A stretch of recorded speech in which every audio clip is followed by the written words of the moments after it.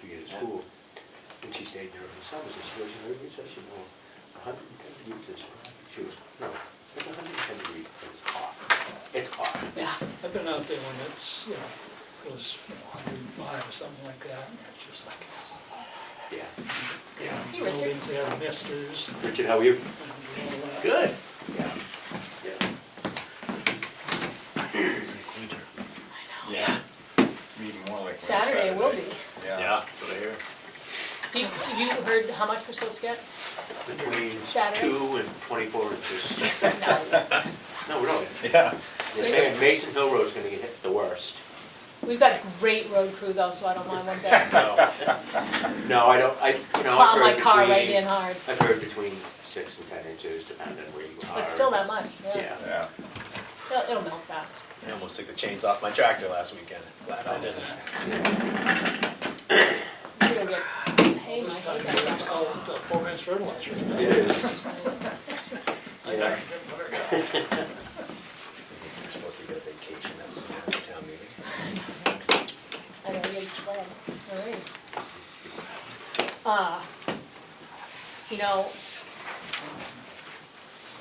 Somebody did adjust the clock, so it's right now. 5 o'clock.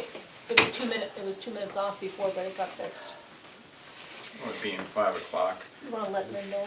I will call the select board meeting to order on Thursday, March 21st, 2024.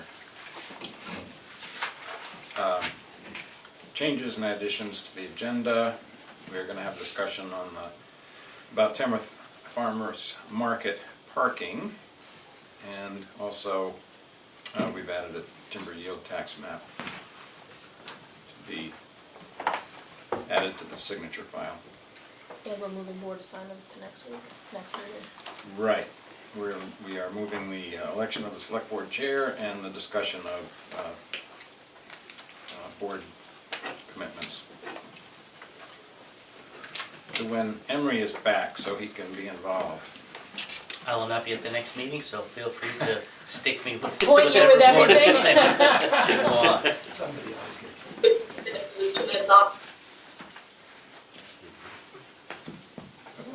Did Linda say something? Oh, did somebody want to say something? Nope. Okay. There's something on chat, I don't know what it is. All right, Okay. we're going to new business. A department head report from Richard Roberts. Good. Good evening, everybody. It's pretty good shape. The roads are in pretty good shape for this time of year. If we keep going like we are, we're gonna probably be at least 2 or 3 weeks ahead as far as taking the road postings off, and that would be good for everybody. But it's, these days like this slowed up a little bit, but that's okay. Everything else is going pretty good. I've been in contact with Brucey Knox quite a bit, and I do have some really good news there. We're gonna be able to use a temporary bridge like we did on Scott Road, because Noah Coleman directed us in some different avenues, and that's gonna be a big cost savings to us. Wow. That's fantastic. Which is, well, it is.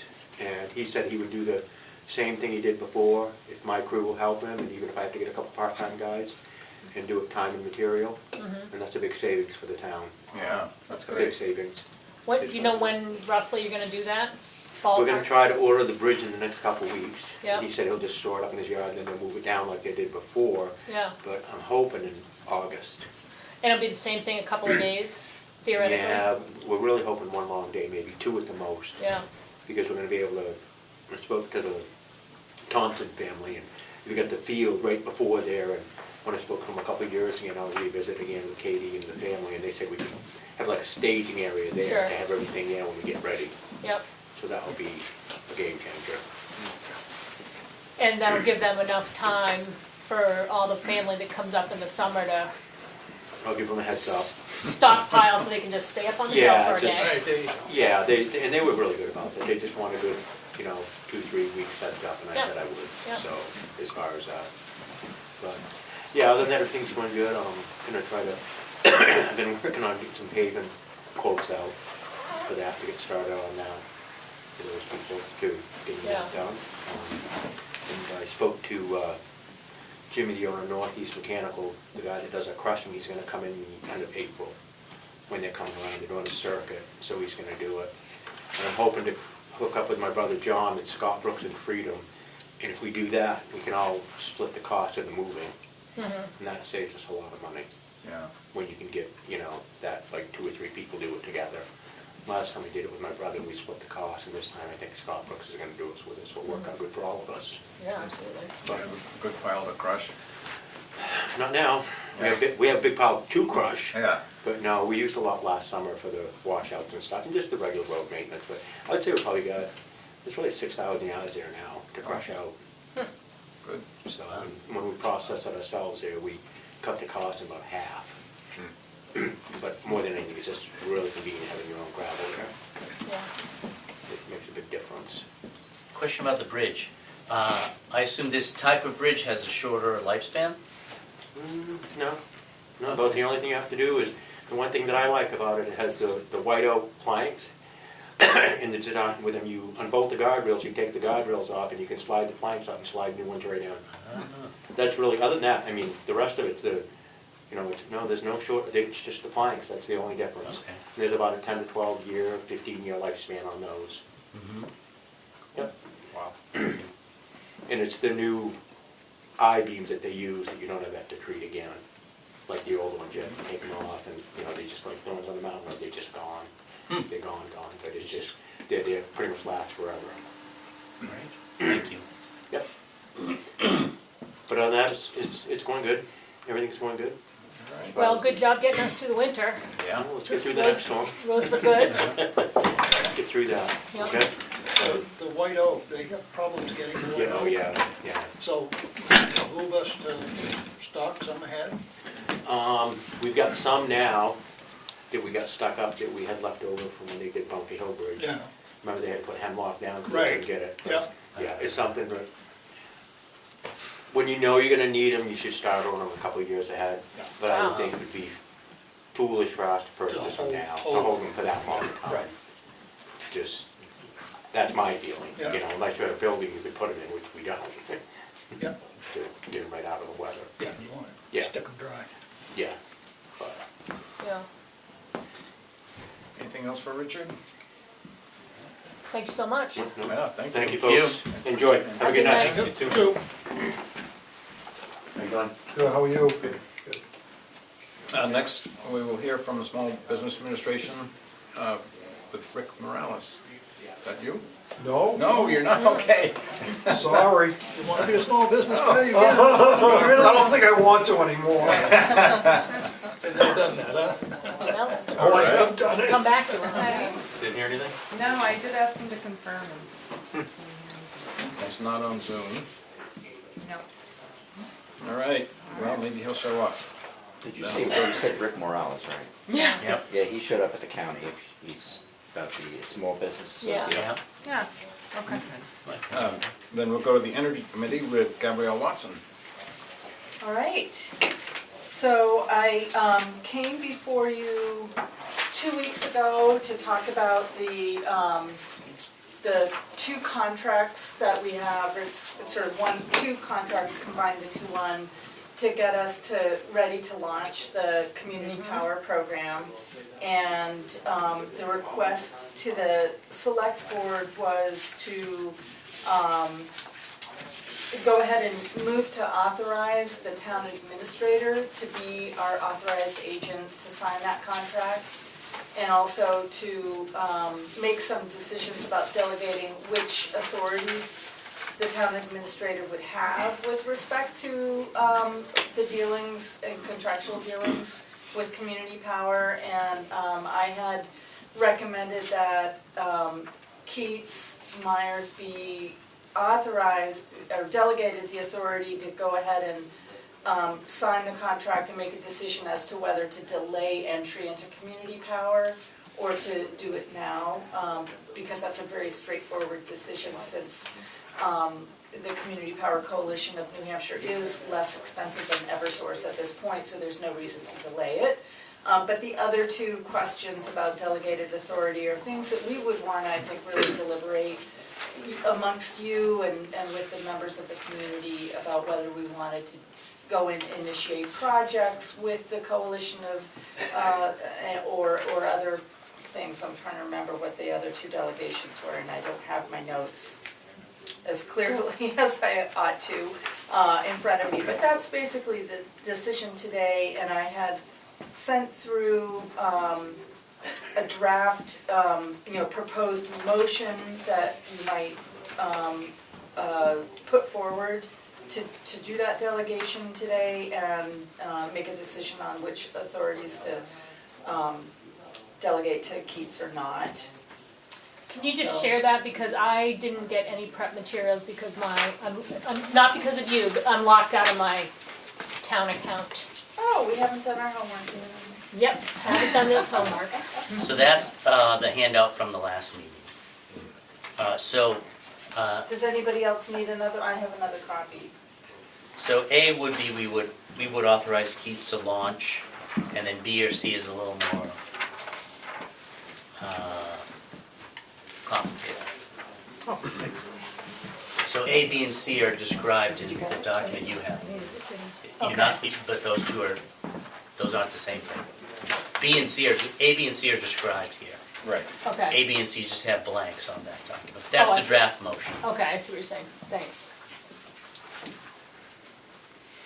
So A is commencing procurement, B is specify default and optional products, and C is set discretionary reserve adders, which is a lot of jargon. I There's can jargon explain, I there. can explain that. That one I can explain, yeah. So discretionary reserves would be, like, we would add a quarter of a penny per kilowatt hour or a tenth of a cent per kilowatt hour, so that we would build up additional reserves beyond what we're already building up for the town. So that if we wanted to, put in a solar array at some point, we'd be building up reserves slowly. I really feel like that's a big thing to think and talk about, and we don't want to just delegate that to the town administrator. Yeah. No, That's C? That's C. That's the third one, yeah. Yep. So I think we would retain authority to deliberate and decide on B and C. Yeah, A is just launch or not. yeah. That's right. And I think launch is a fairly obvious choice because the community power rates are lower than Eversource's. And the assumption is that the difference between community power and Eversource will grow, Yeah, as Eversource won't have such a great deal 6 months from now. but so A is a one-time decision, That's Right. correct. and it's timely now because it's less expensive for us to make that decision. So the thinking is that it's okay for us to delegate that because the town is not at risk, that we should assume through discussion. Is this like the boilerplate language that comes from the coalition? Yeah. Okay, so we have to make the decision A, B, or C because it comes with the whole package. Correct, yeah. Yeah, okay. It's part of the cost-sharing agreement has, which is, it's a lengthy document, and it includes the services that they will provide to the town, like procuring power and talking with customers when they want to enter or exit the program, and, providing those kinds of supports.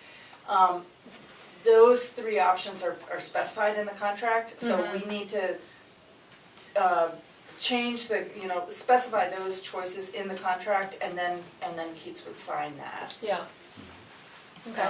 The motion tonight, the chair of the board signs, and then once we get that signature, we'll send that tonight or tomorrow, whenever, onto the Community Power Coalition of New Hampshire so that they can initiate the launch program. We expect to be having letters sent out in, I think it's late April 26th, I think, is when customers will start getting letters about the program. And just a reminder, there's approximately how many or what percentage of the total state is in community power now, and what percent is about to jump in now like we are? Yeah, so right now I believe it's about a third of the state is in community power, with the Community Power Coalition of New Hampshire specifically. There have been a couple communities that did opt to go with private brokers, but because of the decrease in the Eversource rate, which was really dramatic this last period, they're now locked in at a higher rate than Eversource, so they've decided to not launch right now. And, you know, it just kind of ratifies our decision to go with Community Power Coalition. I think it was the smarter way to go. The way that they've set up their rate structure, they do change it every 6 months. Their decision happens after we find out what Eversource rates are going to be for the next 6-month period. And their commitment and, you know, operational policy is to always offer at least one rate that's going to be lower than Eversource. So that their basic rate, which is going to be our default rate, is going to be cheaper than Eversource. It's not a 100% guarantee. Something could change in the future, but that's their intent. So, and if people don't like it, they can opt out. They can always opt out. They can opt out. They can opt in as many times as they like at no cost. So this document is in our signature file now. I'll make a motion. Okay. I'll make a motion that the Tamworth Select Board hereby authorizes the town administrators to enter into the cost-sharing agreement and member services contract with the complete service bundle with Community Power Coalition of New Hampshire, CPCNH, with Town Administrator Keatsmeyer as the authorized officer, and with elections and Exhibit C, Article 8, Section 2 of the agreement being A, yes, B, no, C, no. And be it further moved that the Tamworth Select Board hereby approves CPCNH's Data Security and Privacy Energy Portfolio Risk Management Rates and Financial Reserves Policies. And I'm sorry, can I make one correction in that document? Second. Okay. I mean, I think you have to, Yeah. before you you have jump, to- Now before we you can jump discuss. in, yeah. Okay, sorry. Not very good at that process. That's So, okay. one of the things in that be it further moved section, there's a policy on data privacy and security that they also are providing to the town, and that pertains to the Community Power Coalition needs to have access to individual electric customer information in order to service those customers. And so this policy is about how they secure and maintain data privacy for individual customers. Gotcha. So that should be added to the, you know, the bundle of Because you skipped over policies. that, you skipped Did over I? that line, yeah. Yeah. So you just revised your motion. Okay. As written. I thought I read that. Second. Oh, that was it. Okay. Roll call vote. Did you say yes? Barry, yes. Schaefer, yes. Prentice, yes. It passes. All right, thank you. And I think we've already put out a notice about this, but we have a date for the EV Expo at Club Motorsports, which is May 5th, also known as Cinco de Mayo, which is the Independence Day of Mexico. So we're hoping to get a Mexican-themed food truck at it. We'll see how we do on that. And we expect to be coming before the select board to make some recommendations about further energy cost savings for municipal electric bills specifically. Great. So, TBD. Thank you. Thank you.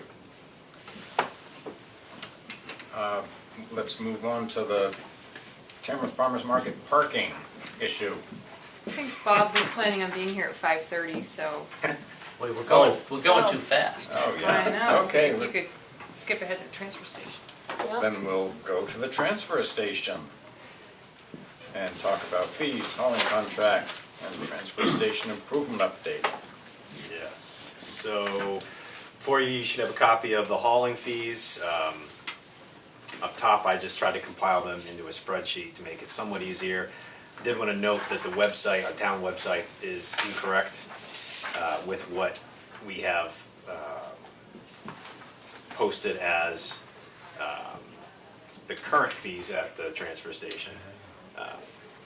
So that just needs to be amended, but I wanted to see everyone to see it there. And then on the right, you'll see the previous discussed prices. This is when we did this exercise earlier in the year when we realized that we needed the RSA passed. Right. So the new recommended transfer station fees align with what we had discussed previously. I did want to note that there is no cost from Bob's Tire for the forklift, so I'm not sure where those numbers originally were set or what our prices are, but that was not part of their quote. And you can see their quote on the bottom of the email. One thing that is worth noting is that we are proposing, we currently charge $1 for bicycle or wheelbarrow tires. And the recommendation is to charge just $3 now because our fees are $5 for any tire minimum. There is a bit of a concern that people who are asked to pay $3 to get rid of a bicycle tire are just gonna throw it in. I would stuff it in the trash bag, that's the what most people MSW. would. Exactly, Yeah. so whether we wanna do something different with that is up for discussion, of course. So, So all the others, the disposal fee is high enough to cover our costs. including the 5% So fuel that charge? was somewhat of a transient charge, it seems. When I had followed up after our original meeting, that was taken off, even though it was part of the initial quote. I think that So was temporary when the it fuel was a prices were really high. Temporary COVID. So that's initiative. not part of what we Correct. charge now? Correct. Sounds like it. Yeah, okay. Gotta cross it off for my own. Any idea which of these there are a lot of, or I don't have a sense of that. It's mostly the car tires and the, I believe, up to 19.5-inch truck tires. Yeah, that makes sense. Makes sense. You go in there, occasionally you'll see some loader tires. I think the last set was ours that we put in there from our loader, so. So we need to have a public hearing actually before we can. So my question is this considered a public hearing in the fact that? No, because it's gotta be We noticed didn't because of notify- yours. Yeah, And I think, yeah, the notice has to be 7 days in advance. Okay. Right. So we Keith could, had drafted and so she's got a date set, actually. probably at the next And meeting, you'll probably Yeah, I think it is. have to post the yes. proposed fees. fees. I'm just gonna say that because the other charges seem like they've got a little bounce in them, I'd put the bicycle back down to $1, because you're right, somebody's gonna just shove it in the, if we really want it to be disposed of the right way. And we probably get more than those than some other things, so, Yeah, it's tough to say how many are just hitting the trash can, so. yeah, I mean,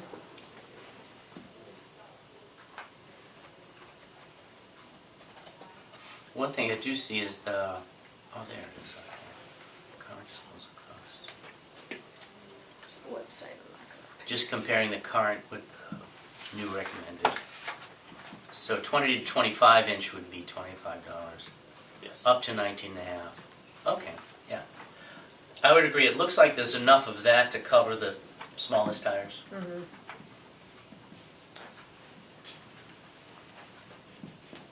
It probably makes sense to try to update the website as soon as we can to have it accurate for today. Yes.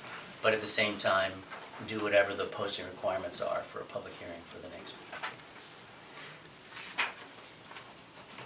And for the record, I would agree that $3 for bicycle tires is a little much. I would almost say just not charge anybody to get rid of a bicycle tire and do it the right way.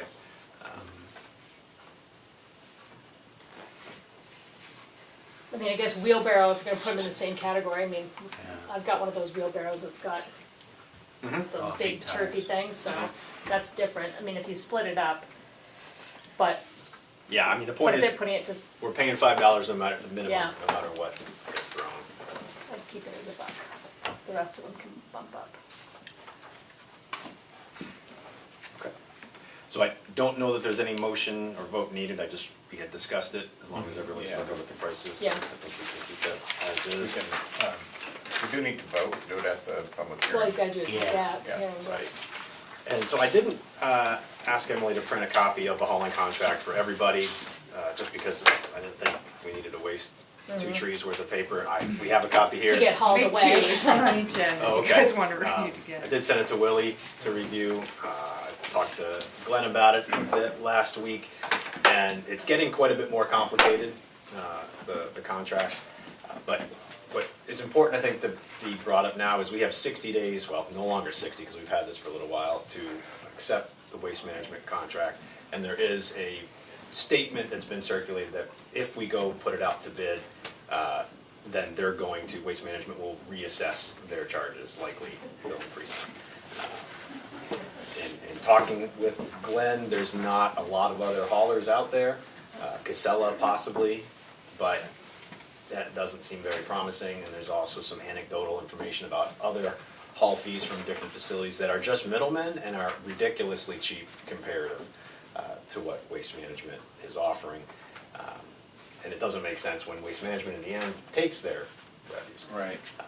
So I think the question is, do we want to not put it out to bid because of what could happen with our price moving forward?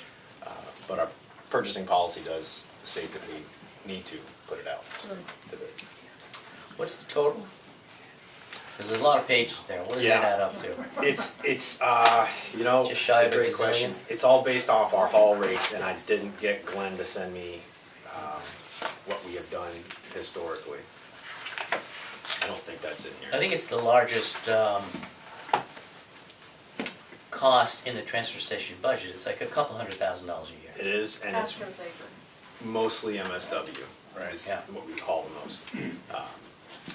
So the other decision we have to make is there's a 3-year and a 5-year contract on the table.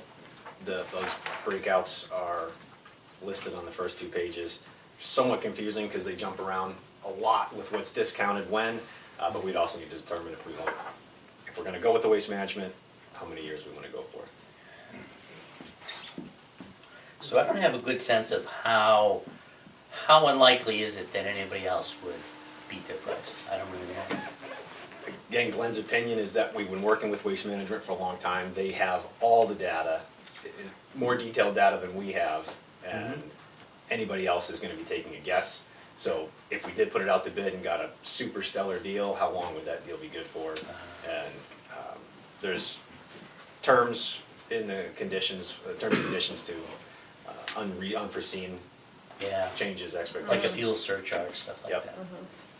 Yeah, Glenn had negotiated a lower price a couple of contracts ago, and then something changed on their side, and there's I remember that. legalese in the contract to allow them to up it, so. I did look at the procurement policy a while ago, but I couldn't find a copy when I went looking for it today. I think there's a fairly low limit where our policy is to seek at least 3 bids. It's like $2,500 or more. Maybe with the highway department, there's a different threshold. Maybe it's $4,500. So that's vaguely what I recall. Certainly, this is way above that. I don't like people telling me if you put it out to bid, I'm going to try to screw you over. I don't like that. I agree. But they must be used to, if they deal with municipalities, they've gotta be used to these policies. Yeah. Because everybody's got bid policies, Yeah. so. 1-year contract versus a 3 or 5, Mhm. because we're in a flux, so that would be going back to almost something different. Yeah. I think if there's something this big, it just doesn't make sense not to put it out to bid. I mean, it's a couple of $100,000. Yeah, trouble being we might only get one other Yeah. bid. I was in the office when a competitor called, and I have swapped emails with them once to let them know, hey, we're putting this out to bid. I forget the name of the company. I'd be surprised if they really could participate, because I had never even heard of them. But at least they have reached out to Glenn, and they sent him an email. It was a month or so ago. I don't know what back and forth there has been. But I think it's just too risky not to put it out to bid. I think S is a risk either way. Get right down to it. And I don't anticipate this changing if we change facilities. It should dynamically, because you're shouldn't about make the any same difference. distance. Yeah. Right. I mean, hope they'll be hauling less stuff. That's Well, the the general goal. goal. Yeah, But, the rates wouldn't change. And I noticed that they have a double haul there price and then a Yes. single haul. And I don't know how many times we've been able to get a double haul instead of a single haul. So, explain what that is. Well, they can take 2 Two containers at a containers at a time. Oh, at one time. Right, they got a trailer, they put one on the trailer okay. and one on the truck, and they can Right. do that, but oftentimes they'll come up with a trailer and leave it there and go off and pick something up, and then come back and put hours on the trailer and go. So I mean, I don't know how many times we've actually been Right. billed just for a double haul being less expensive, Mhm. still expensive, what was it, $369 or something per, Yeah, it was 378. yeah. It does, the double haul option does seem to be up to Waste Management and their scheduling, even if they have room on the truck. If it's not scheduled, we can't say, hey, take two, we'll take the double haul price, so. Yeah, so I don't know if that gains you a lot, may look good. Right. So if we put it out to bid, they're gonna withdraw their proposal That is my understanding, and they will and be put in a new bid. correct. How long, so is it, we don't want a period where we don't have a contract? Well, how, yeah, Well, This our is good contract till good through November. through I November. believe it's October or November. October 31st, yes. I know it's not public, but can I just ask a question? Sure. All right, so one thing is, when you're a big outfit like Waste Management, they have an attitude, right? Their costs are higher too. Sometimes they'll say it's less, but really, it costs them a lot. They have a big overhead, and the guys upstairs want to get paid more money, right? Now, you said you might have had fly-by-nighters call. If you can do research without putting out to bid, there's a lot of people out there that are hungry. They have equipment sitting around, they want to have the equipment working, they want to be working, and they might be a little bit more amenable to taking less money, especially to start a contract. Again, like what you had mentioned, you never know how long's that deal gonna last. Yeah. Is it gonna last a year, is it gonna last 2 years? I just think that it would be kind of smart to do your due diligence and before putting out the bid, make some phone calls and just see who's out there and what their thoughts are on it. And I highly doubt they would call Waste Management and say, I got somebody calling me from, you do it on the down low. Well, the big thing is the dumping, the tipping fees are That- gonna be that's- either Waste Management or Casella. That's the, Depending on who's in charge of that right. landfill and who's Yeah. running the tipping fees. Is it the town, is it the state that's in charge of the tipping fees? Is it set, Waste or is it all Management, private? all Okay, private, so there you go. That's how they get you.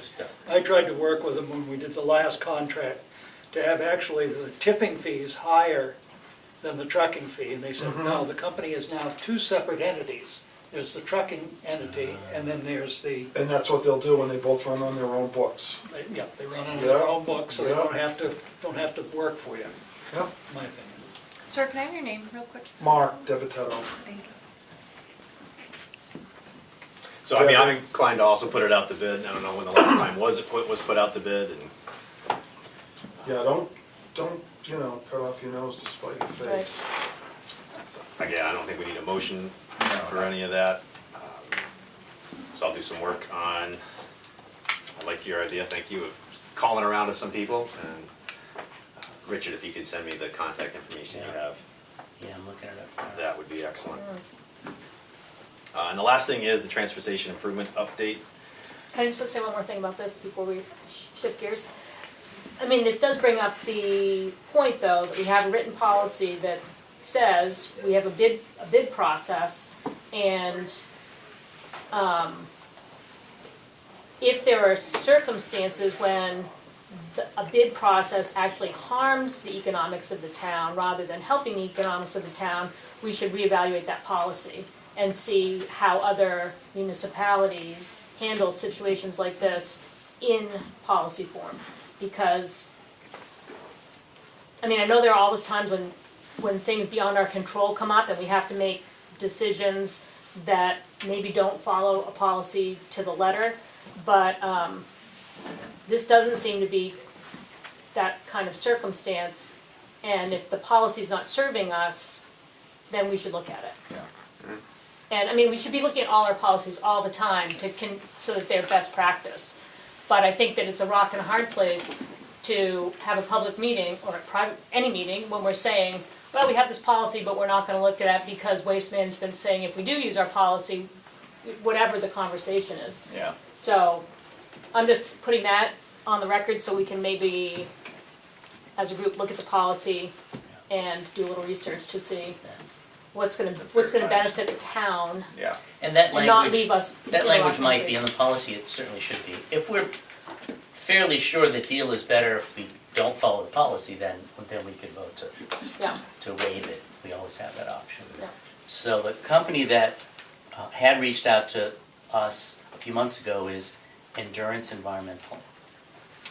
So their home office is in Illinois, so they're not small, but I don't know how big they are here in New England. So I just forwarded their info to you. Thank Maybe they're kind of baked in. Cool. And sometimes people get highly motivated when they're new to the market, you know? Can I just make one more, just like you were talking about the process that the town goes through, and a lot of people do it too, so do companies. When you put out a bid, it's supposed to benefit the town, Right, Yeah. right? right, So, but there's no harm, right, in researching before, and that's when Right. you can tell people, we think we're gonna go to bid with this, would you be interested in bidding? Yep.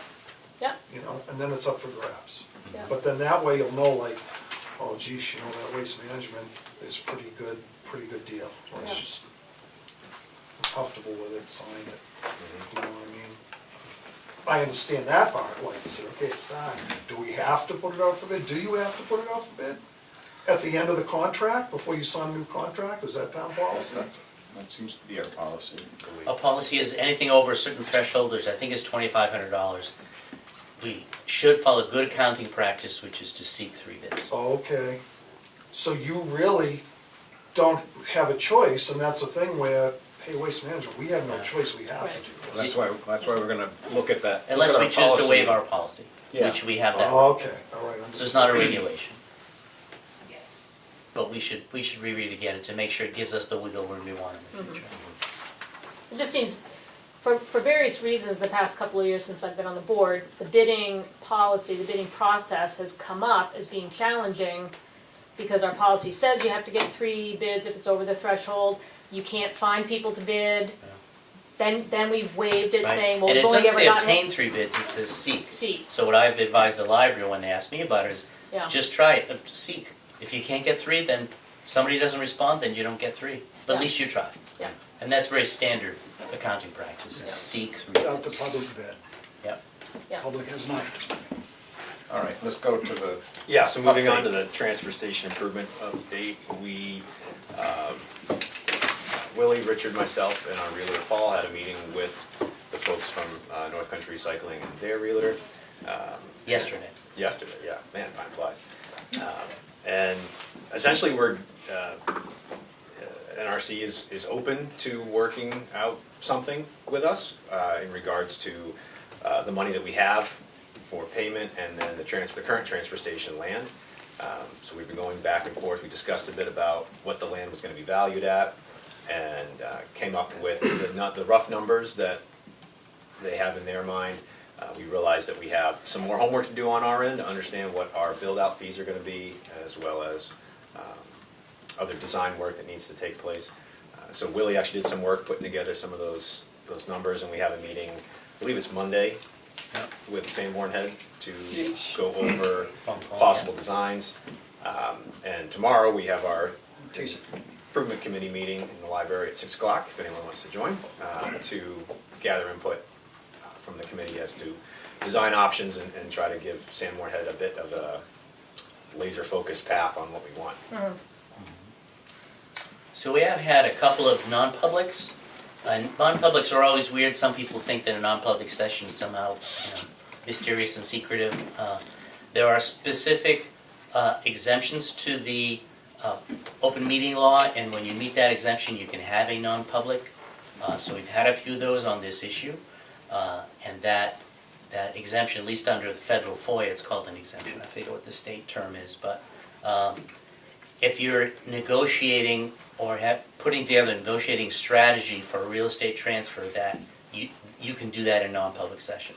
So that's why we have had a handful of non-public sessions, because the board members are talking among ourselves about our negotiating strategy with the owners of a piece of property that we might buy. So that property is North Country Recycling. They've been in the business for 20-something years as a metal recycling facility. When we worked with our engineer, Sanborn Head, to cost out the improvements at our existing transfer station, that cost was $1 million more than we had. $1 million more than the original cost estimate that was presented to town meeting. And nobody has any desire to go to town meeting and ask for more money. So we tried to find a way to take the money we have that's been raised through taxation, Tamworth Foundation, and dedication of some ARPA funds. USDA. I'm getting there. Put that together with the title of our existing transfer station property together. Would North Country Recyclers take that to buy their land? And they are amenable to that. We have to figure out, okay, we're not quite exact on price just yet, but we're within $100,000. The town has the grant from the USDA, just under $500,000. We would hold that to build the things we need to build at the site. So we still have that almost $500,000 to build some things. And you do need to build some things and buy equipment, for sure. So it wasn't really until yesterday that I thought this deal might actually happen. And that's why this is a public session now. We're sort of past negotiating strategy. Yesterday I would say is the first meeting we really had that I would call a negotiation. And it was very exciting to see that they really wanted to bring their price down by a few $100,000 to get to where we are. So this is saying that, so part of the deal, as you just said, it includes, rather than cash, deeding over our existing property. Right. Correct. Okay? And so we reached out, we discussed at our prior meeting, okay, we probably should have a realtor working with us because we don't know how much our transfer station's worth. You just guess at it. So we reached out to the real estate office in Conway. The individual that was recommended to us is Paul Wheeler, who's been in the real estate business for 36 years. There's a chance he may be on the Zoom. I sent him about an hour ago, hey, you might want to Zoom in if you'd like. It won't cost as with any real estate transfer, at least until the rules all get redone, which they're about to be. The buyer, we would be the buyer. The buyer's agent, which would be Paul Wheeler, would be paid out of the transaction. It's not an actual cost to the town. But having that real knowledge is really valuable for us. The thing that's keeping us from coming to the middle on a price is we're not exactly sure how much cash do we need to hold on to make sure we have any design or engineering or permitting costs covered. So that's what we're still trying to figure out. Was this Paul Wheeler going to do an assessment of existing property? Yes, he guessed the value of the existing transfer stations being $300,000 and $350,000. We have in hand right now about $800,000. Yeah. And any purchase and sale would include the caveat that, the condition that if there's any environmental waste Yep. that That's is probably left the- over from the recycling. Right. It's been a recycling facility for 20-something years. It was a stump dump for many years before that. That's my biggest concern is the site contaminated? I had a very interesting phone call with the LRPC a couple of hours ago. They are starting a grant program right now. They've already hired an engineering firm to do the work where we could get the site assessment done at zero cost to Yeah. us. And that was surprising. And we would be the first entity in the program. Okay. And the state and the LRPC is very interested in figuring out, okay, where are the brownfield sites, how bad are they, and what can we do with them? And what makes us eligible is the potential acquisition for a public project. A private entity, I don't think would be eligible for this sort of thing. So the site assessment would be, do some subsurface investigations and look for contamination, and then categorize that, how bad is it? And if it's bad enough, there's certain uses for the property you can't have. You couldn't have a playground or a school on a contaminated site. But you could have a municipal solid waste facility on the site. So it's the perfect reuse if the site is contaminated. Yeah. It wouldn't surprise anyone if there was some level of contamination. So, I think about one of the biggest problems being dealt with in the state right now, this comes from LRPC, for contamination is PFAS. And it's, the southern part of the state, the water contamination is crazy. Yeah. So I think about, are there different protections? Well, who knows what's there now from years of recycling. But if we're moving the transfer station project there, is there mitigation we have to do because of the aquifer? Because the soils are different from being up on ledge where it is now? The lower portion of the current transfer station is in the groundwater protection district as well. Is it? Okay. Yeah. You can't say from the map how far uphill it goes, but the flat area is in the district, and all of the North Country Okay. Recyclers properties in the district. One of the real benefits, it's hard to think of a benefit of owning a brownfield, is the state wants to clean them up Right. and wants them to be redeveloped. LRPC told me today that if you wanted to develop the site in the future for some other municipal use, say a solar facility, you could get that funded by the state at 80%, which is a shock to me because you can't get anything in New Hampshire for 80%. You Right. can't. So that shows you how motivated the state is Yeah. to help people redevelop brownfields. Just back to the aquifer and the water protection, was that then, it's been so long since we talked about plans Yeah. for the project. Was that, whatever mitigation systems would need to be included, was that already in the plans? What plans do you mean? Oh, The transfer station, the new plan, the plans that we had done for there are the no, existing site? there are no particular plans for that anywhere, no. Okay, Because that would depend on what the contamination is, which we don't know yet. If the contamination is bad enough or expensive enough, as a potential buyer, you'd probably walk away. yeah, I mean, I'm talking about for the Right, use as zero. a There was use as a nothing. transfer station. There was For nothing. ongoing monitoring? No, I'm saying we're completely redoing our transfer station. We now have a groundwater protection ordinance that was not in place before that requires certain mitigation of certain things. And Is that included in the plan? it's not, because the groundwater protection ordinance does not require it.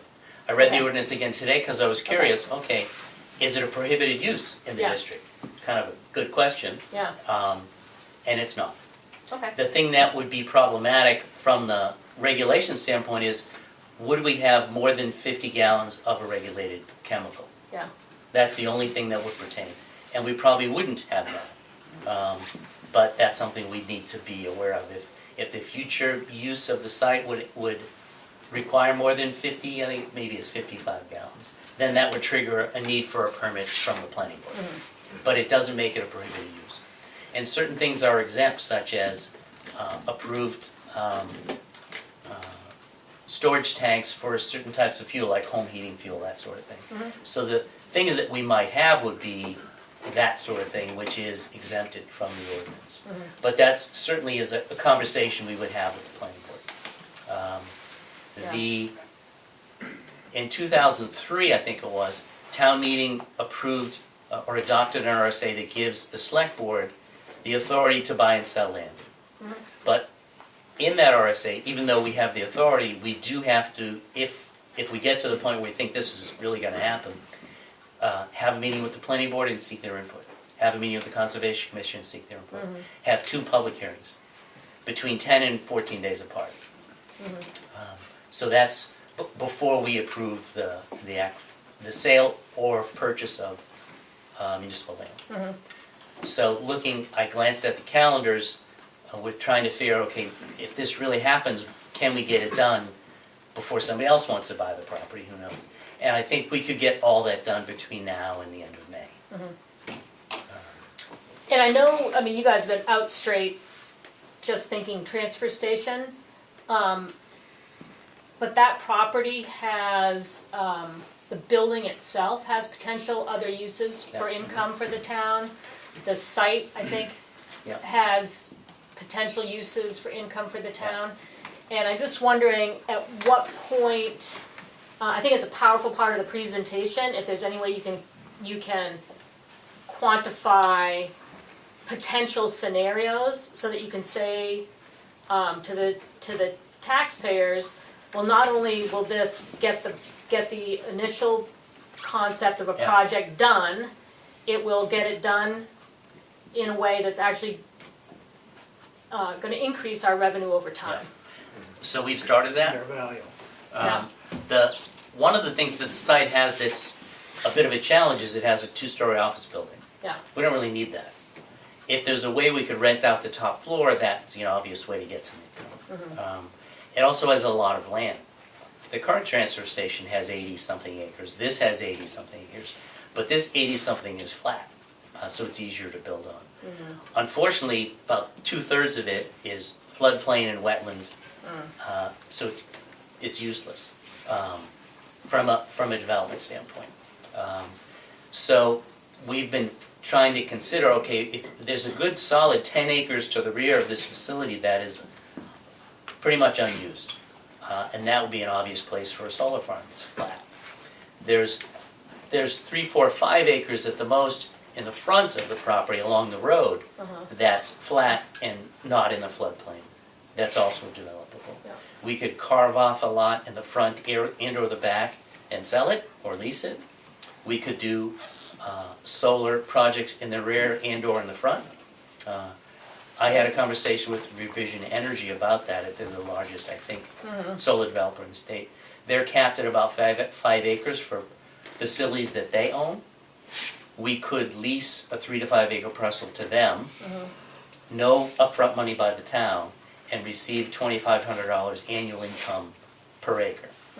So that could be $10,000 a year, which would cover probably all of the energy costs of the facility. We could then maybe develop our own solar farm, 10 acres to the rear, but to really gain all the benefits of that, we would have to own it, which means we'd have to front the money. The Revision Energy idea is you just sign a piece of paper, they have all the upfront costs, you get a little bit of benefit every year. If you build it yourself, you have to upfront those costs. But that's where I was surprised to hear today that LRPC said we could get 80% funding for that. Yeah. And then we get $20,000, $30,000 a year or more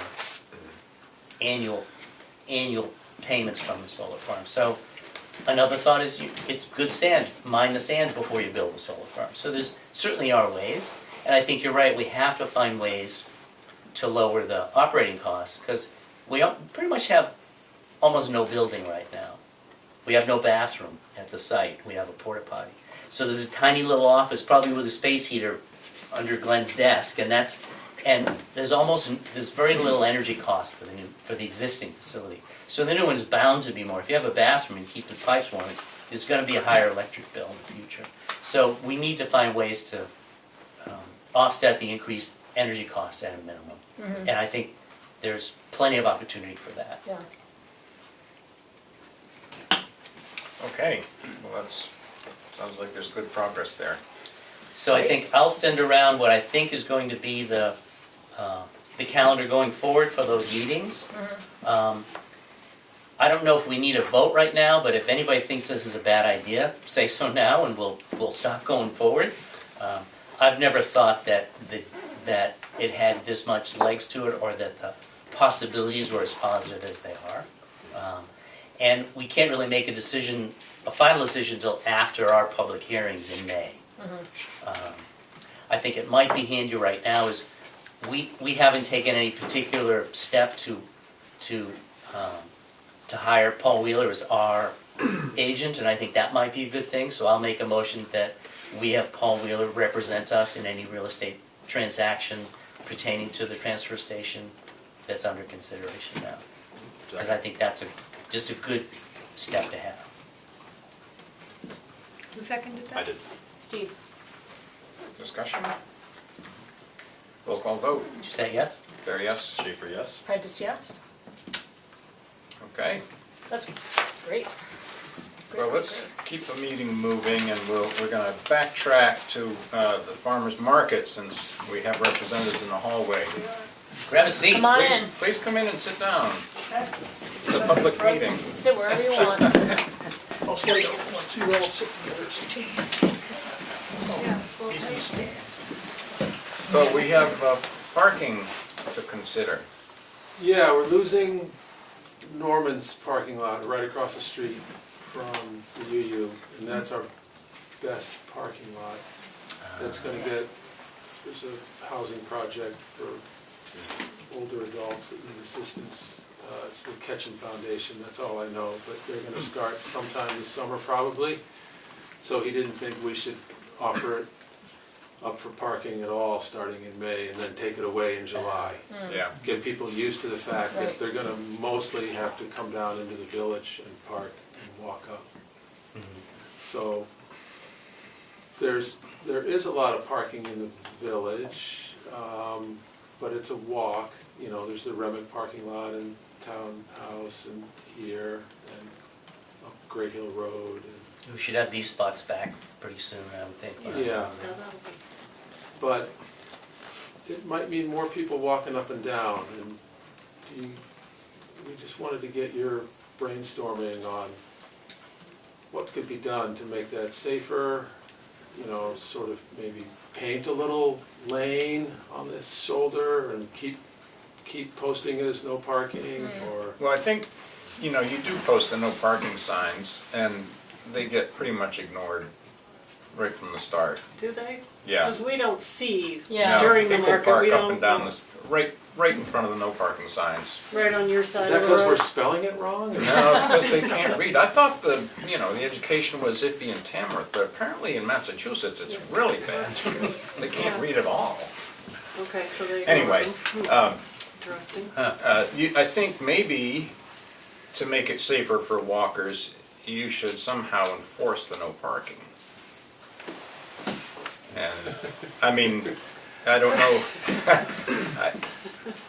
I mean, is that something that, Dana, that our parking, I can't remember what, I want to say parking control officer, but that's his other hat, Yeah, sure. parking In enforcement. order for us to do that, we'd have to dedicate somebody there, which comes at a cost for the town, which takes away from services to the overall town. Right.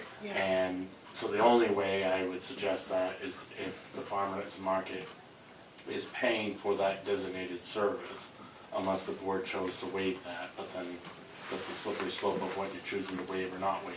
Yeah, yeah. Ideally, yeah, I mean, the parking enforcement, although summertime, I mean, he is out on Saturdays at the lake. But if we're talking 9 to noon, right? Yeah. You know, the lake may not pick up till afternoon, so he could be there. It just, again, comes at a cost to the town, and the town probably should be compensated for that. What's his hourly rate roughly? Gee. Around $18 an hour, probably under. 18, yeah. With the new change after the budget year. I haven't seen people parking in front of the no parking signs unless they have a handicap sticker, but you're there all day, I'm not. Yeah, and this happens. I mean, we run into this issue at Dunkin' Donuts, and there's the entrance into the park behind Dunkin' Donuts, and it clearly states fire lane, no parking. It's those signs are put up by the park. It's sort of a private driveway, but we do try to help clear that out and enforce it. They'll take on their own enforcement at times, but I mean, I've had an officer sit there for 2 hours, and the minute they leave, somebody just parks in front of the no parking sign. And I've gone up to people and said, you know, you're parked in front of the no parking sign, and they said, yeah, but there's nowhere else to park. So their rationale is irrelevant. They just think, you know, there's like a little, you know, asterisk at the bottom that says park here regardless. So that is, I'm sure it's happened, like Carl says. Oh, yeah. People just Every don't pay attention to signs every in Saturday. general. I wonder if, I think one thing that would carry a lot more weight than the signs in the grass is 2 cones out on the street that say no parking and an orange ribbon between the cones, so that it's, that So they that don't they park can't here is park. in the pavement, So right? that they can't park. And then there. people can walk on the grass side of the ribbon.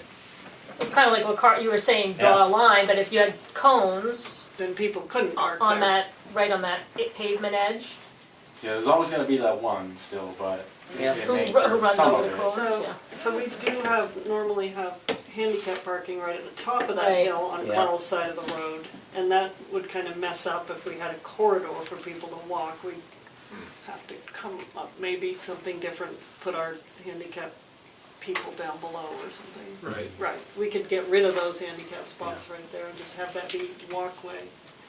Is there another venue that could be used? Could we use the school parking lot, the school itself? I know that the farmer market had been there at times. Yeah, the village prefers that we're here because it adds to the vibrancy of the village. I mean, it helps everybody on Saturday morning when there's a bunch of people in town for the farmer's market. It helps the history center, the distillery, the library, the bakery. There's more people that live within walking distance of this site than the Brett School. We've had a partnership with the UU Church all these 18 years, where when we're there, their thrift shop goes crazy with sales, and that's their biggest fundraiser every single year. When we walk away, all that gets lost just so we can have more parking at the Brett School. So we've just decided that, I mean, there's pros and cons to both places, but we really feel like the village benefits and that this is the place to be. And as Bob knows, in our discussions, and I'm grateful for Bob for always reaching out for my opinion. And we've had discussions, he knows my opinion is the school, it's always been the school. And I only look at things from risk versus reward, and what needs to be enforced or whatever. Obviously, the school offers a greater benefit for lower risk and less, concerns of parking and people parking on the road, plus people stopping in the intersection because they come up and see the farmer's market at the last minute. That being said, I know there's another piece that the farmer's market feels greatly about, and I know Bob has been good about trying to mitigate those issues as best as he can with stanchions or signs and stuff like that. I mean, at the end of the day, people are gonna do what they wanna do sometimes, and, there's rule followers and there's not rule followers. Yeah. So just to go back to what you started with, Bob, so you feel like there's parking in town to meet the need. People just have to walk, like if you have to walk from the Remick parking lot or the townhouse. And so then the question is, we're assuming that people are willing to do that, and I'm not gonna touch the converse of that. But then the question is, once they hit a certain point, what's the safety and how do you keep them from parking from the bridge to the corner? Right. And Carl, budget season isn't starting yet, but you can put in your bid for a sidewalk for the next round. But I mean, it seems to me that you could put cones and invest in the tall ones, because these cones, people will run over, with tape, and put them on the edge of the pavement. And you guys advertise, and you've got word of mouth, and you've got your, regulars that you can spread the word to, that, and maybe there's signage too that says, walk here. And then. Do you have any signs that say parking to make it clear that people could park on this end of town? I don't remember I seeing mean, that. we have an arrow at Veterans Triangle that points down the hill, but that's it. It's just people And we want to have a creep sign- in as close as they And should. we have a sign that we put out for this parking lot that says farmer's parking. Yeah. Farmer's market parking, Might and need it one points to in go here. further to the townhouse as well, I don't know. Sure. Make it a little easier, less likely for people to pretend like they didn't see the signs or know where to park. So where can we gain some parking on roads? Can I ask a question? Can you host the farmer's market at like Remick Park, like on the grass, and then the church parking lot would open up for more parking and people would still be downtown and it'd be more centralized because you'd have parking at the townhouse and parking on the street, parking at the office, parking at the church, and then have the market Is the on space park. big enough on the lawn? It's a matter of space. Not for 30 vendors, and plus We would you've ruin got their lawn. how do you get people in and out with all their equipment? we would destroy their lawn. Yeah. We found that at the Brett School. We trashed that lawn. Oh, really? Yeah. Yeah. Yeah. Yeah, so the vendor vehicles and the heavy foot traffic, it needs to be on a paved surface. It really does. Ideally, Yeah. Yeah. unless you I, mind. I think the hard part is you can't have more parking on the road. I mean, we've heard for a couple, I mean, I've only been on the board, this is going on the third year, but this comes up, whether it's for ceremonies at the Veterans Memorial or the Farmers Market. And the road agents mentioned it, the fire chiefs mentioned it, the police chiefs mentioned it, that these roads are already substandard widths. They're like sweet little village roads, which is what we love. But I mean, it's hard enough when there's not a car in sight to get the emergency vehicles through. And even when you add parking only on one side, it raises concerns. And I don't know that that's gonna be, I find as a driver, the most confusing place coming into town on market days is coming in just past the Streeter's Farm, when you get to that weird sight line of the hill and people are crossing because they're going across the street, they're coming down, and pedestrians walk like in the road right there. It's just a very tight section.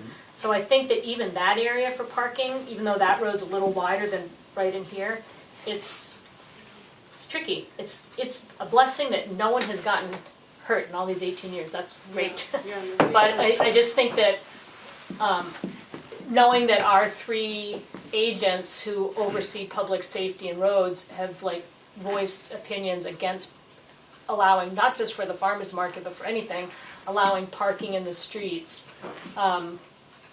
I think that has to be off, my opinion is that has to be off the table. I don't know where there's other real estate we can. So if we really make it clear that there's no parking on Carl's side of the road, there is parking allowed on this side of the road, all the way up, correct? Not all the way. Technically, I thought there was not supposed to be any anywhere. There's a sign up by the first apartments at the corner. There is a sign, There is a a sign, and fixed it's all the way sign. down to the bridge. That's no parking. That should be no parking there, Yeah. from the, Yeah, historically, it's All been the way no down parking to on the Main bridge. Street except for in the parking area. so really, you don't want anybody parking on Main Street. On No, that, and on the north, concern- on uphill from the bridge. The concern is that if you got one vehicle parking on that side and then all of a sudden another one parks on the other side, you know, against any signs or anything like that, now you've really made that Right. road very narrow, and fire trucks to come down through, as well as other vehicles passing through at the same time becomes quite a hazard, so. So if we were gonna put cones up and tape, you were mentioning putting it on the edge of the pavement, but wouldn't you put it out into the road a little little bit? bit. Just A little so there's bit. a sidewalk? Yeah. Yeah, I would, And so people really can't park there, yeah. yeah. You know, Yes. a couple of feet, not a lot. a couple of feet. Make it really clear, you cannot park there. And somebody really can walk on the inside of the tape. They can walk on the inside. They'll walk right down the middle of the road. Some people will. Some people don't. And maybe another sign saying parking this way. Again, I understand human nature, people just don't see signs. Sometimes they don't see it, sometimes they pretend not to see it, but, And a lot of people aren't gonna wanna walk. right, We know that, yeah. so. So my question is the people that you would lose that aren't willing to walk, are you better off having it at the school where they are willing to park, and then you can have a booth at the farmer's market to sell their wares and? No, they're not gonna do that. It's a big thrift store there. What?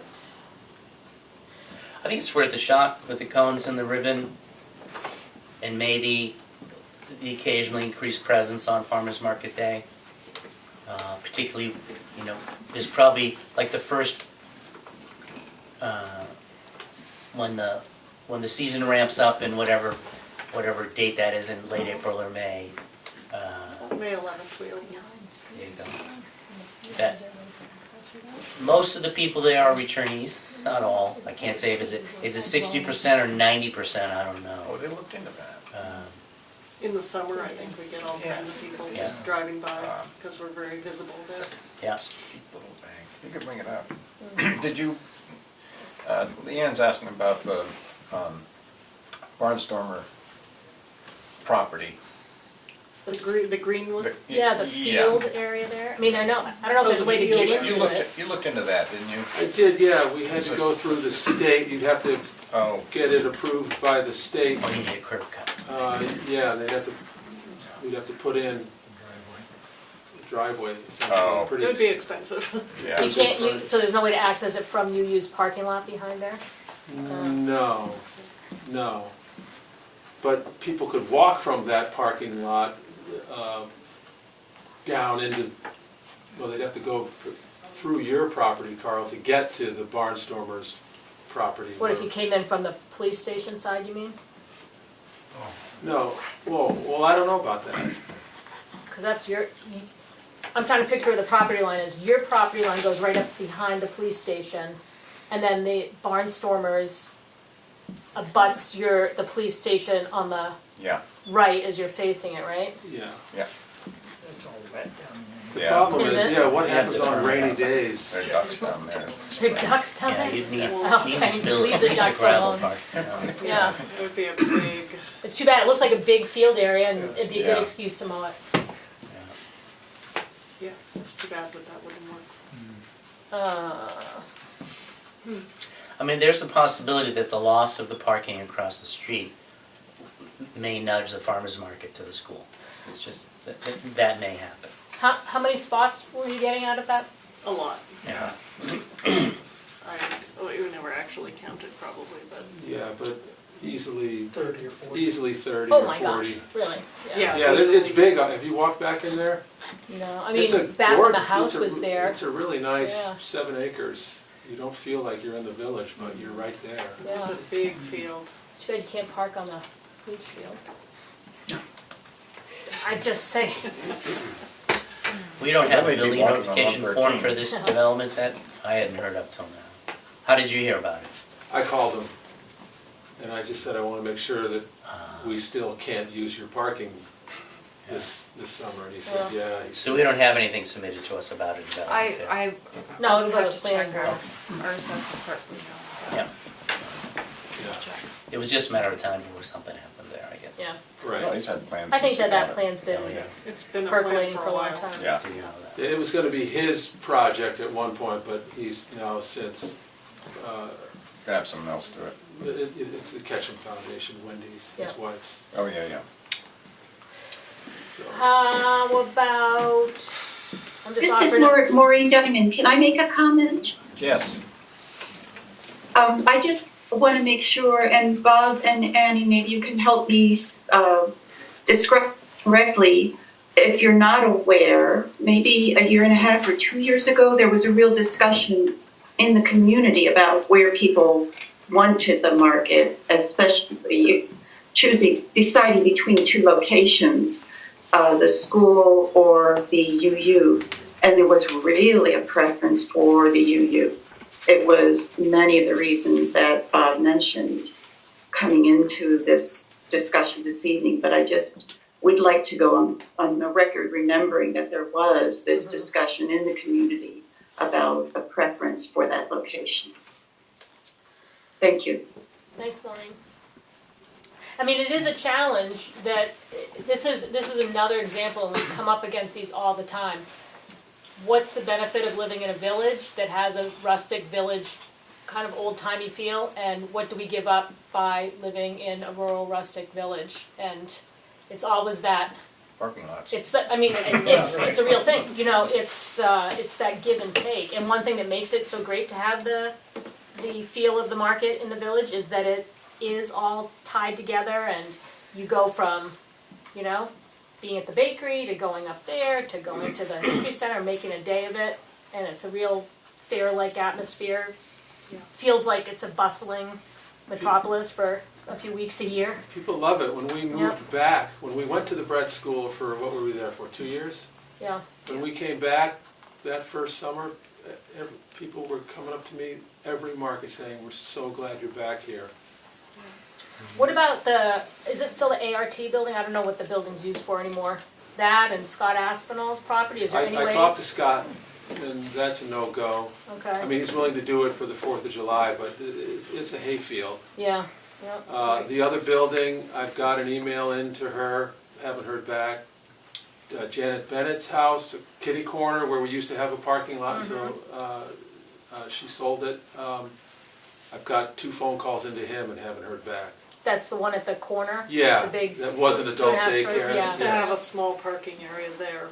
Oh, But okay. Janet Bennett used to allow parking and then she took it away.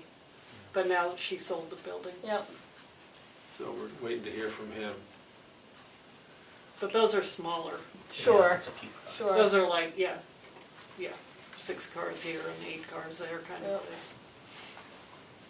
Yeah, it may come down to, we'll just see how it goes this summer, and if we're sitting there twiddling our thumbs, making no money, Right. then we'll go to the bread school. Yeah. But, you know. You mean if not enough people can? Exactly. If people just Right, don't if wanna people walk. decide they don't wanna walk. Yep. Which is too bad. Well, Is that's there just what- anywhere down here where the market can set up and keep that open for parking? Yeah. Like, Well, not really? No. The, Because the big space, like, I mean, the townhouse parking lot, but then you're taking up another parking lot. 'Cause Right. it needs to be a hard Yeah, surface. this parking lot, that parking lot, Yeah. you're taking up the parking If lot. you've got 30 vendors, I mean, the townhouse lot won't hold that, Not even close. not even close. This one would, but we'd take the entire thing. Yeah, And plus, we're not visible here. yeah. I mean, in the winter, we've got regulars that basically fuel the market, and they know we're here. But in the summer, it's really nice to be up there where everybody driving by goes, oh, a farmer's market, let's stop. And I ask people all the time, how did you hear about us? And, you know, half the time it's, I was driving by. Yeah. So I hesitate to move it down here for the summer. And Keith said no way anyway. She's like, you can't use this parking lot in the summer, it's used for too many things. On Well, Sat- and you, on and then Saturdays. that defeats the purpose too, because And it then you're defeats the losing those purpose. 20 Right. slots or It whatever it's gonna defeats be. the purpose, Yeah. because where would people park if that was all used up? Right here. Well, I mean, maybe, it seems like the mornings are significantly, like that's your busy chunk, right? Maybe people just spread themselves out over the day a little bit better, or Maybe. people who are local and know, they come a little later in the day and you save them the extra radishes on the DL so we don't miss out, I don't know. But, But we are just 9 to noon. oh, even in the summer still? Yeah, Yeah, yeah, in the winter, we're 10 to noon. yeah, There was a time, you may be thinking, that we were 9 to 1 Yeah. for a few years, but that last hour was dead, yeah, always. okay. So we just said, let's go back to Just 9 to tighten noon it so up, we can yeah. all go home. Yeah. It's when it's hot, an extra hour from noon to 1 Yeah. is miserable, Yeah, when no one's showing up. You're just sitting there watching your produce, wilt. Wilt. yeah. And your coolers get And your warm. iced tea ice melt. Right. Yes, Yeah. that's right. Well, let's see if the fire chief and road agent and police chief are amenable to this pylon and tape idea. And Can I- give it a try. Give it a Can I try. ask the chief one question real quick? Sure.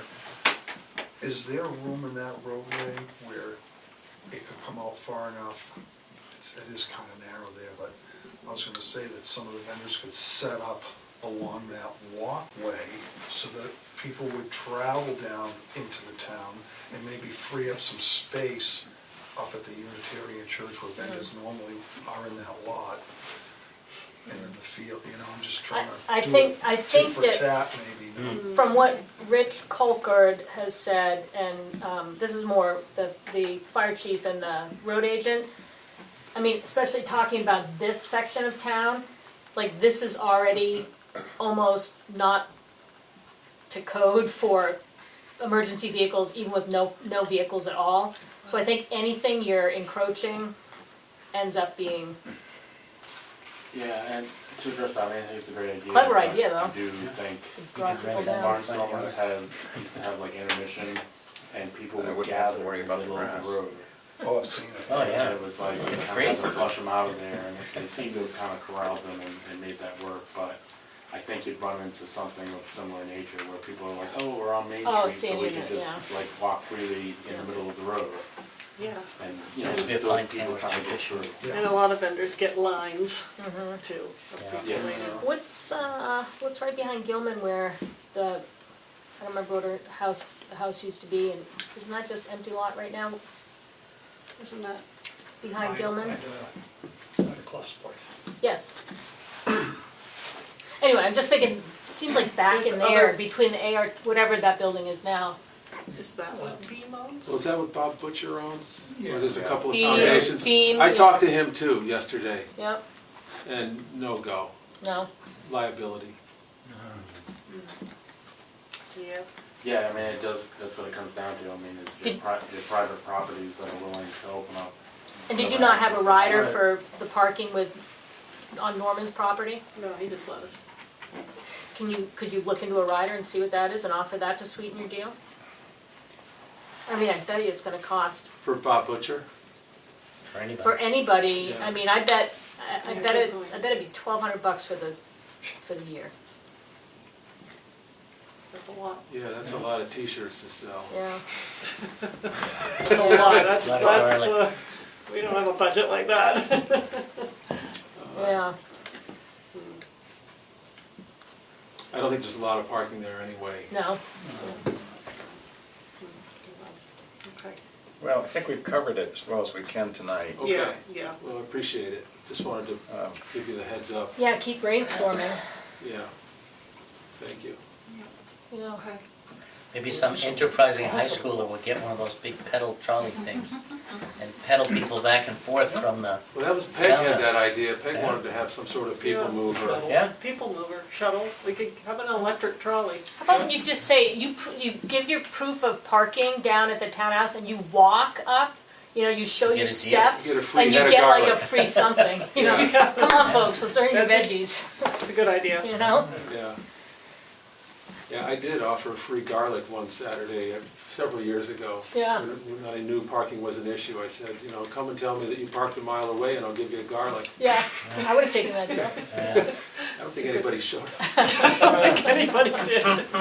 Well, Nina Perry said she's gonna walk. She doesn't mind walking. Yeah. I'm like, wow, Nina, if you can do it, She then can do it. everybody We can all do it, yeah, Yeah. It's an exercise program for people. Well, yep. that's right. But people don't wanna take the time to put that extra 20 minutes into their day to park far away. Carry their milk Don't back spend up the an hill. hour in the gym though. Yeah. All right. All right, thanks. Anyway, Appreciate Thank you, it. Ray. we took a lot Sorry. of time. No, no, Thank it's you. still no. All right, so still no Rick Morales. Okay, So we're gonna skip board assignments until Emery's back. So we'll go to old business. bye Gabrielle. Bye. I'm late too. The administrator's report. There's a bank balance of $3,525,021. And, I need you to rescind a motion dated from, February 22nd. There was an accidental, elderly exemption application in the signature file that you all motioned to sign, but I looked at it later, realized it was denied from our assessor, so you should have never put it in the signature file, so. If you can rescind that motion, that'd be great. Okay, Okay, go. go ahead. I make a motion to rescind the elderly exemption from map 202 lot 21 from February 22nd, 2024. Second. Roll call vote. You say yes? There, yes. Schaefer, yes. Prentice, yes. Okay, rescinded. Thank you. Okay. Anything else from the office? No, it's going well. We're training Michaela. She's doing great. Just getting kind of cleaned up. But yeah, Good. everything's going well. Wow. That's a big signature folder. Thanks, Willie. Yep. See you tomorrow. All right, Willie, see you later. I haven't been around, I was traveling. Thank you. Thank you for coming. Good comments. Well, I Nice, just, nice participation. you guys are working hard, I appreciate it. Well, thank you. Come back anytime. Yeah. Well, I wanna try, I like to, Yeah. I like government that works well and keeps things low. Yeah. For the people that can't afford it. Right. Right? Have a All good right. one. Bye. Thank you. I know you do, yeah. All right, we'll go to the signature file. Make a motion to accept the meeting minutes from March 7th. I think we need to ask them just not to talk outside the door, Oh, just because it's gonna, There's, They have moved on. the farmer's market people. get those farmers market people out. Also talking.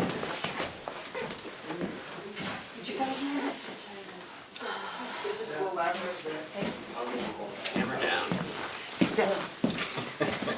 Thank you, Emily. All right, I still move to accept the meeting minutes from March 7th, 2024. Second. Discussion, roll call vote. Did you say yes? Barry, yes? Schaefer, yes. Prentice, yes. I'm not gonna give you no time for discussion. Move to accept the non-public meeting minutes under RSA 91A3 to A, Session 1, RSA 91A3 to A, Session 2, and RSA 91A3 to D, Session 2, from March 7th, 2024. Second. Roll call vote. Did you say yes? Barry, yes? Schaefer, yes. Prentice abstain. I move to accept the New Hampshire DRA Form MS 232. Second. Roll call vote. Did you say yes? Okay, there was discussion possible on that if nobody knows what that is, but, Barry, yes, Schaefer, yes. Prentice, yes. because that's kind of a done deal anyway. Yeah. We just have to sign it. And we did the community power Yeah. cost-sharing agreement. I move that we accept the payment in lieu of tax agreement with Housing Initiatives of New England Corporation, Tamworth Senior Housing Associates LP. Second. Roll call vote. Did you say yes? Barry, yes. Schaefer, yes. Prentice, yes. I move that we accept the elderly exemption for map 209, lot 39. Second. Roll call vote. Did you say yes? Barry, yes. Schaefer, yes. Prentice, yes. Move that we accept the veterans tax credit for map 211, lot 14, sub lot 35, for $500. Second. Roll call vote. Did you say yes? Barry, yes. Schaefer, yes. Prentice, yes. And the veterans tax credit and credit for surviving spouse from map 211, lot 14, sub lot 35, $1,200. Second. Roll call Did vote. you say yes? Barry, yes. Schaefer, yes. Prentice, yes. I move that we accept the current use application for map 414, lot 62. Second. Roll call vote. Did you say yes? Barry, yes. Schaefer, yes. Prentice, yes. I move that we accept the conservation restriction assessment application for map 407, lot 113. Second. Roll call vote. Can I have You say discussion yes? on that real quick? What is that? Conservation restriction assessment? It's another tax assessment. Well, Emily, can you explain that one Sure, briefly? yeah, it's a PA 60 form, it's just, the assessing document that goes along with putting your land in conservation, so your tax burden is lessened Okay. equal to like what a current use is. So it's putting it into current use? It's not, it's It's conservation, conservation but it's easement. lowering the assessment. Thank you. And the basic difference being it's perpetual, whereas current use is for what, is it 10 years? As long Current as, uses. until you take it out of Until you current take it use. out, the conservation, I think it's 10 years and you have to re-up every 10 years for current use. Oh, I think so. I've never re-upped ours. Oh, I've had to already and Really? I'm new to town compared to you. What Huh. did you have to do with your current use? What did you do? What did Just you had do? to resubmit Who told the you? forms, the tax collector. Really? This was a couple years ago. I believe it's good for 10 years. Huh, I'll have to look that up. I don't know, we never, And I had to resubmit the study by the forester. Supposed to have a, Yeah, because I. Did you do anything to your land in current use? Did you alter it anyway, or? Huh. Well, you're from Massachusetts originally, right? yeah, is that it? That's the reason. Okay, I'll accept that. I move to accept the intent to excavate for map 201, lot 39, access road 113. Should I do all three? yes. And the intent to excavate map 218, lot 98, access road White Mountain Highway.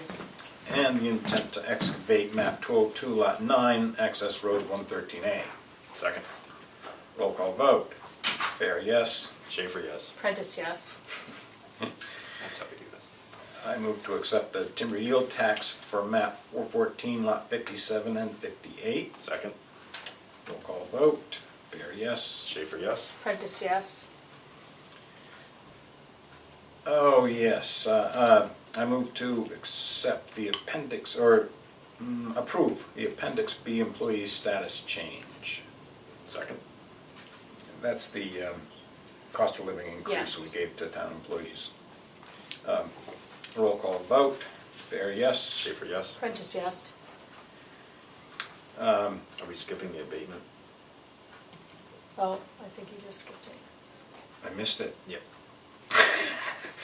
Thank you. It's the only thing I'm here for. Okay. I move to accept the abatement for map 218, lot 90, in the amount of $946.13. Second. Roll call vote. Bear, yes. Schaefer, yes. Prentice, yes. I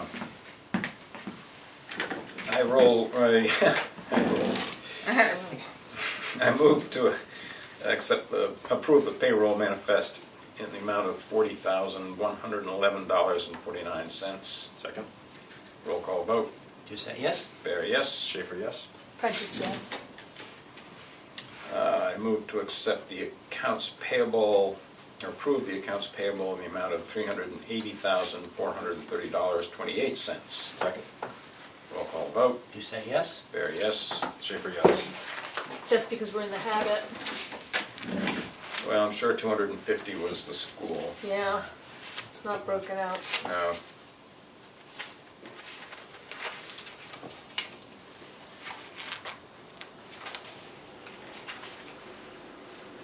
You can call the vote.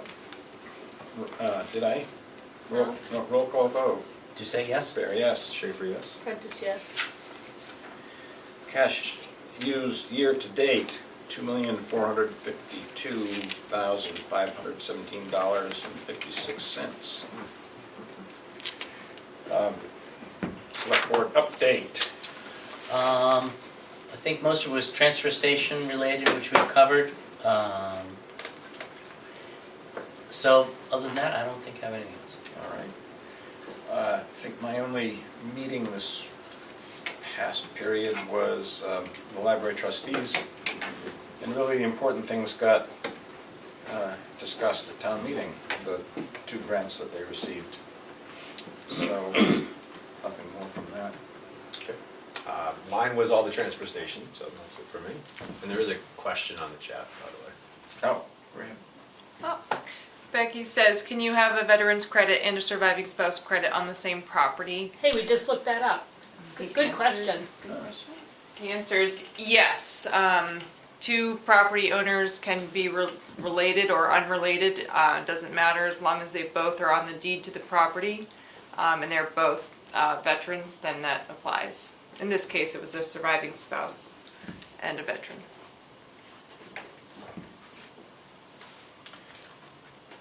Okay. So I just want to say, town meeting, got a couple observations. One, I think it would be great if that's like a teaching moment. And I don't know if it's the moderator, if the moderator recognizes somebody from board, just to say, here's how town meeting works. This is what this warrant is, this packet in front of you. So there was one citizen who came up asking lots of questions, and he said, I'm new to this, I'm just trying to figure it out. Who knows how many other people in the audience also don't really know how the system works. And it would be a good civic lesson that you could do in like 3 minutes to just explain the system of, not the rules of the meeting, but what that booklet is.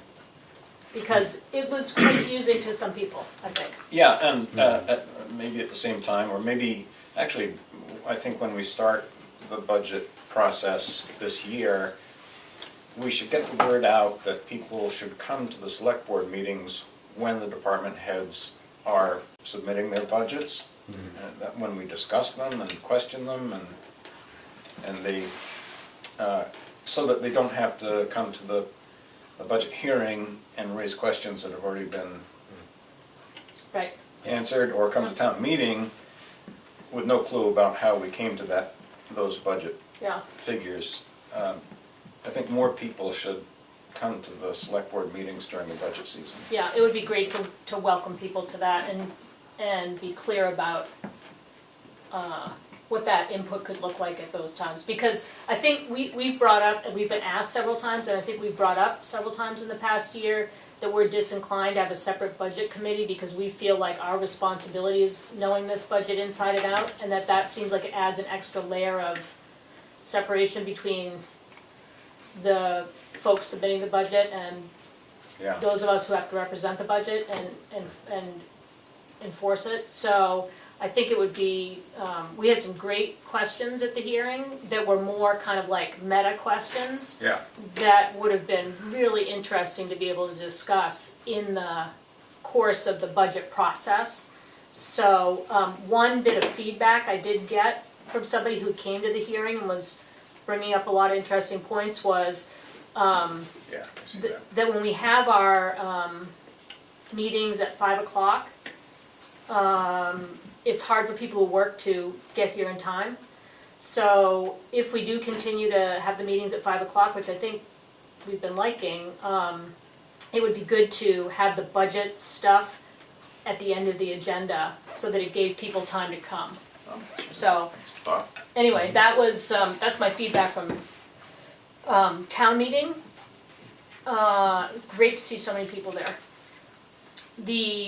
My other stuff is that with LRPC, which takes a couple of months off in the winter from meeting and a couple of months off in the summer when they're less likely to get a quorum, just started meeting up again. And we have a meeting Monday in Belmont. Bristol. Bristol. The other B. The other I think B. it's on the 25th. Yeah. Yeah. And then the April meeting, I don't have the agenda yet, so I don't know who the speaker is. But the April meeting is on Monday, the 22nd, and we're hosting it here in Tamworth at Runnels Hall. Oh, great. So anybody is welcome to come if they're interested, and we'll post ahead of time. I'll announce ahead of time what that focus is, because each of those meetings has like a focus speaker.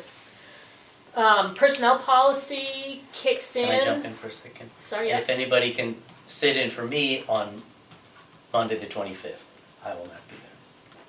And our alternate cannot make it. Yeah, I will be there, so somebody will at least, but it's good to have two if we can. Yeah. I'm out of town. Personnel policy kicks in with this, tomorrow's payroll, pretty sure that was the date. And the planning board, I can't remember if I told you this or not, because I wasn't at the last meeting, but the planning board has begun the process of the build-out analysis with, I'm blanking on the engineer company. Yeah, the ones we hired.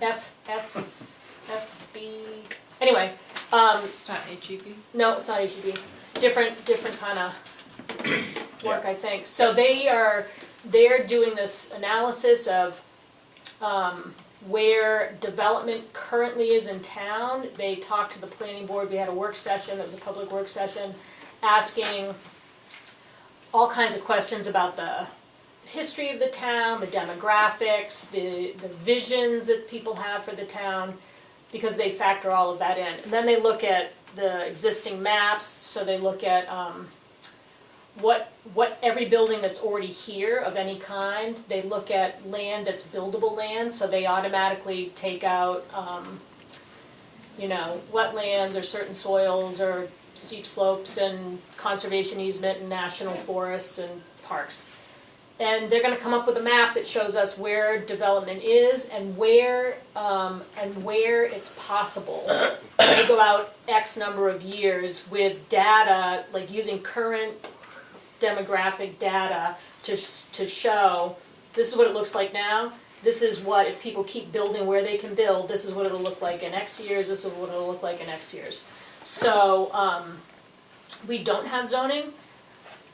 Towns who do have zoning can look at that to see if their zoning is actually kind of in the seems like it's fitting in the right places, or if they have to tweak it to accommodate whatever kind of growth their town historically has, we can use it to look at, like project what kind of services the town's gonna need over time, everything from roads to fire and safety to schools. Anyway, it's interesting, and that should be done in April sometime, and then presented to the public, so it's a pretty quick process. So that's me. We have another comment here regarding the transfer station going to Route 41. Has anyone done a Sunday traffic study? As most time from 10 to 2, you can barely get on Route 16. Oh, that's good, that's an interesting point. It is a good point, and to my knowledge, no, we have not done any No. kind of traffic studies on that area. Right. It's certainly worthwhile considering as we continue to move forward with this Yeah. idea. Yeah. Thank you. Good, oh, sorry. You want me to read it? Could Select Board Schaefer send me the transfer station fees that he has so they can be updated on the town webpage? I will do very much. Thank you. Yeah, I hadn't thought about that, crossing Route 16 on Sunday. Is there another comment above? Yeah, I was surprised to find out Just that Jim thanking us. the North Country Recycling property, there are more residences closer to that facility yeah. than are existing, because there's a couple of big subdivisions there, Yeah. even though it's way on the corner of town. Yeah. So that was surprising. Well, that actually, the first time I saw that was in this presentation by the engineering group, because they had a map of the town, and it's got little dots for every building, Yeah. whether it's a barn or a garage or a house or whatever. And man, Tamworth would tip over if that were a, it's that corner of town is Yeah. where so much of the population is. I had no idea. Interesting. Is there any other public comment? Yes, Mr. Chairman. The county commissioners today have, they're gonna issue an advertisement to lease out their hay fields. So Oh. anybody that knows anybody that hays or wants to do the 72 acres and lease out, all the details of the equipment and everything is not finalized, but they're looking for an interest in that. It's 72 So, acres? It's 72 acres. Wow. Yeah. Now, is that something new, or they've done it in the past? The DPW director was also the farm director, and he was doing it for Yeah. years. Yeah. So if you know anybody at all, spread the word. if So they you're contact the interested. county commissioners? Absolutely. And there will be an advertisement in the local papers, but I'm sure I can get the news out quicker. Word of mouth is best. Yeah. I know, I think Selectmen, Robert? Emery, doesn't he? He's, Emery, doesn't Yeah. he? He has, yeah, they hay on their property, yeah. Yeah, and he's also just in the business of selling hay that he buys. They tried to lease these fields out years ago through the delegation, but it wasn't clear. A lot of people don't want to spend, if they don't get like a 50-year lease, Yeah, why would you right. fertilize all those fields and then you might not have the lease renewed. Right. So that those details will have to be worked out. Yeah. But they're eager to do Yeah, so. I bet, yeah. That's a, That's that's a quite good an point. opportunity. Yeah, For I was gonna somebody. tell the farm market people, Yeah. spread the word, please. All right. Thank you for that. Any, This has to be done by Emery, and it's got his name already written on Yeah. it. That must be the community power. So we'll probably have a public hearing on transfer station fees at the next meeting? yes. So I won't be there. Oh, I'll okay. I may dial in. Okay. I'm looking at a couple of dates in May. Do you sign above the line instead of below the line? No, I signed above the line. Oh, I Where thought, are you supposed to sign? I thought it was one where you were supposed to print and then sign. Oh, yeah, no, you're good. I'm still good, Yeah. okay. Is, A lot more to go. is everybody planning to be here in the May meetings? Yes. Yep. Because we're looking at, there might be 2 public hearings in May in our meetings as well. It's good for us to have everybody there. Becky had one more comment. Regarding parking in town, last summer there were craft fairs every Saturday at the townhouse. Oh, that's a good point too then. So Only more, Saturday, oh, so they'll be eating up those spaces. more, Yeah. yeah, more use of the spaces, yep.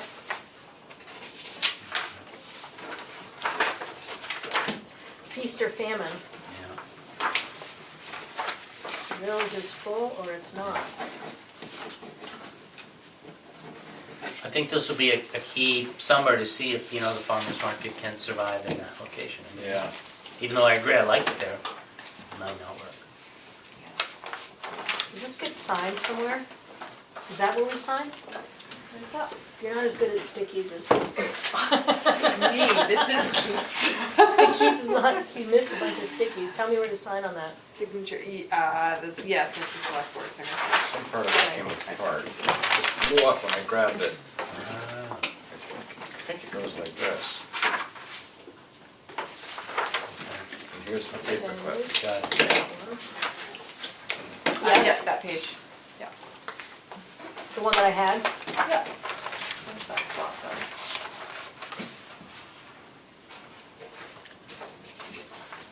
A motion to adjourn.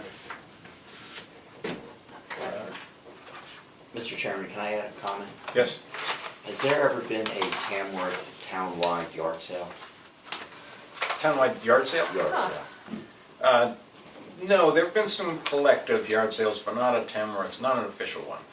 Because Wakefield has one, Brookfield's now gonna have one, if Ossipee has one, I mean, it does bring a lot of people up. It also allows people to clean their houses out from fire hazard and stuff, Yeah.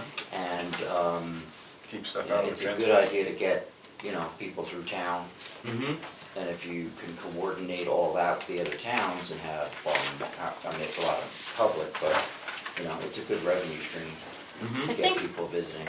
I think I don't think I'm spilling any beans because it's just a conversation, but I think that the recycling committee and some other people who are not necessarily on the committee but are into recycling, repurposing, have been talking about trying to been do talking something about, like you're right. that. Oh, there it is, thank you. Yeah, the Tamworth Recycling Project. So they've just started talking about something like that. To sell recycling or to sell. No, No, it's no, just, to clean- they're big yard keep things sale. out of the landfill. Instead of putting it in the, Because you'll always find somebody who'll buy your stuff. There's a lot of antiques floating around up here, Oh, that's why yeah. it brings a lot of people. Yeah. I've had several barn sales and met all kinds of neighbors that I wouldn't have met otherwise. And once you put the free sign out, These it's two amazing excavating how many forms are people show Slightly up. different, there's no date requirement on the bottom of this one, they look exactly the same otherwise. Same map and lot? No, different, same form, RSA 72B, but they look different as far as the signature line goes. Oh, okay, I'll check it out. Just wasn't sure if there was something else. Let me say something.